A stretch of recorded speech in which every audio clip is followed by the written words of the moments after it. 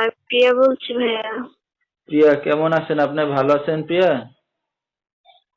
হ্যাঁ, আলহামদুলিল্লাহ ভালো আছি। আপনি ভালো আছেন? মাশাআল্লাহ, অনেক ভালো আছি। প্রিয়া কোথা থেকে বলতেছেন? আপনার দেশের বাড়ি কোথায় প্রিয়া?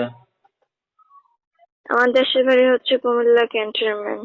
আচ্ছা, কোথায় থাকেন এখন বর্তমানে আপনি? বর্তমানে থাকি ক্যান্টনমেন্ট। আচ্ছা, ঠিক আছে। প্রিয়ার ফ্যামিলিতে কে কে আছে?